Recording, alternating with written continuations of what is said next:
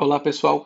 Professor João Paulo aqui. Nós vamos fazer uma questão do CESP e a assertiva diz o seguinte: o sujeito da forma verbal é está elíptico e retoma um chamado, o que justifica a flexão verbal na terceira pessoa do singular.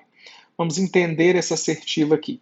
Dizer que um termo está elíptico significa dizer que ele não está explícito. Então, a elipse tem a ver com a omissão de um termo que pode ser compreendido, mesmo não estando presente lá. Se eu coloco assim, numa frase, por exemplo, José foi dormir. Estava muito cansado. Nós temos aqui uma situação de elipse, olha só. O sujeito de estava não está explícito. O sujeito de estava é elíptico. É ele. E o verbo aqui está na terceira pessoa do singular porque o sujeito elíptico retoma nesse contexto a ideia de José, que é a terceira pessoa do singular, que é ele. Por isso que nós usamos estava, não estavam, por exemplo. Então José foi dormir, estava muito cansado, o sujeito de estava está elíptico e retoma o termo José. É disso que eles estão falando aqui nesta questão. Nós vamos ter que analisar aqui agora se todas as partes da assertiva estão corretas.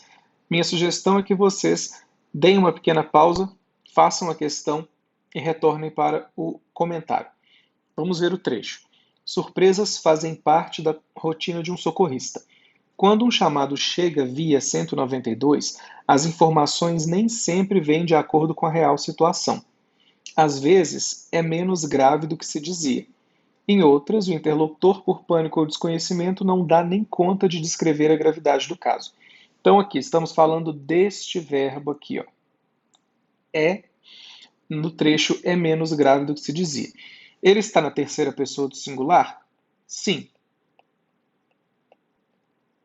Por que ele está na terceira pessoa do singular? Porque o sujeito elíptico dele, que não está explícito aqui, vai corresponder, neste caso, a ela. Veja bem, quando vocês leem essa frase toda, esse trecho todo, melhor dizendo, você percebe aqui, ó, quando um chamado chega via 192, as informações nem sempre vêm de acordo com a real situação. Às vezes, a real situação, é menos grave do que se dizia. Por isso, então, nós temos que considerar aqui que essa assertiva está incorreta, porque apesar de haver, sim, um sujeito elíptico para a forma verbal é, e de essa forma verbal é estar na terceira pessoa do singular, ela não está na terceira pessoa do singular por causa do termo um chamado.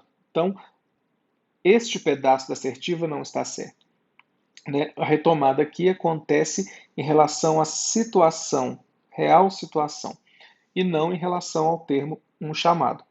Por isso, nós estamos diante de uma assertiva incorreta. Abraço para vocês, até a próxima.